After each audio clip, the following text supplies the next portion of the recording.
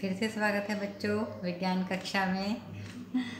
तो आपको पता चला कोई चीज़ में बदबू क्यों आ जाती है। अगर हम खाने पीने की कोई चीज़ ऐसे ही बिना फ्रिज के ऐसे ही रख दें, 2-3 दिन रखा रहने दें, तो उसमें से बड़ी बुरी सी बदबू आती है। वो क्यों आ जाती है? वो बदबू इसलिए आती है कि उसमें बहुत सारे कीटाणु पैदा हो जाते हैं, सूक्ष्म जीवी पैदा हो जाते हैं, और जिससे कि हमें उसमें बदबू आने लगती है। तभी तो कहते हैं ना वो चीज़ सड़ गई है। असल में वो क्या होता है, जीवाणुओं का, विषाणुओं का वो घर हो जाती है, उसमें कीटाणु पैदा हो जाते हैं और उसी से हमें बदबू आती है। ठीक है ना? चलो, वो तुम्हारी क्यूरी तो हल हो गई है, आगे बढ़ते हैं। अच्छा बच्चों, ये बताओ, तुम्हें अगर अपने गांव से नूरपुर जाना हो तो कैसे जाओगे? बताओ, कैसे जाओगे? साइकिल से? और मेट्रो से? यानी मेट्रो रेल नहीं है तुम्हारे यहाँ, मेट्रो रिक्शा कहते हो जिसको। वो होती है इलेक्ट्रॉनिक रिक्शा, और उसको सही शब्दों में ई रिक्शा कहा जाता है। साइकिल से जाओगे, ई रिक्शा से जाओगे, और किसी के पास बाइक है, स्कूटर है, वो उससे जाएगा। किसी के पास गाड़ी भी होगी तुम्हारे गांव में तो वो उससे जाएगा, और कुछ लोग पैदल पैदल भी जाते हैं। और कितना दूर है नूरपुर से? तुम्हारा गांव मुश्किल से 4 किलोमीटर है, तो पैदल भी चले जाते हैं। लेकिन यहीं अगर आपको 40 किलोमीटर जाना है तो कितना कठिन है। अब सोचो, जब साइकिल भी नहीं बनी थी, कार और ये बाइक और स्कूटर कुछ नहीं बना था, आज से 100 साल पहले, तो लोग कैसे जाते थे? सोचो ज़रा।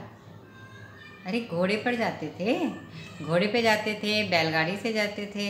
लेकिन उसमें क्या होता था कि समय बहुत लगता था और थकान बहुत हो जाती थी। यदि आप पैदल जा रहे हो तो आप थक जाओगे, समय बहुत लगेगा। अगर आप बैलगाड़ी या घोड़े से जा रहे हो तो भी समय लगेगा और थक जाओगे। तो वैज्ञानिकों को एक समस्या मिली आने जाने की। आने जाने के जो साधन होते हैं उन्हें हम कहते हैं यातायात के साधन। क्या कहते हैं? यातायात के साधन। यातायात या परिवहन, इस शब्द को बार बार बोलो, तुम्हें ये याद हो जाएगा। यातायात के साधन। वैज्ञानिकों ने इस चीज़ के ऊपर काम किया कि अगर कभी लंबी दूरी पे जाना हो, छोटी दूरी पे जाना हो, बहुत लंबी दूरी पर जाना हो, तो उसमें हमें किस किस तरह के साधन का प्रयोग करना चाहिए।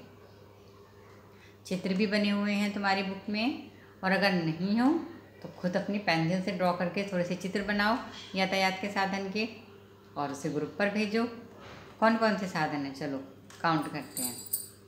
बस, आजकल बस है, कार है, और सामान लाने ले जाने के लिए ट्रक है, ट्रेन है, साइकिल है, स्कूटर है, बाइक है, रिक्शा है, टेम्पो है, ऑटो है, और इसके अलावा सबसे तेज गति से चलने वाला है हवाई जहाज़।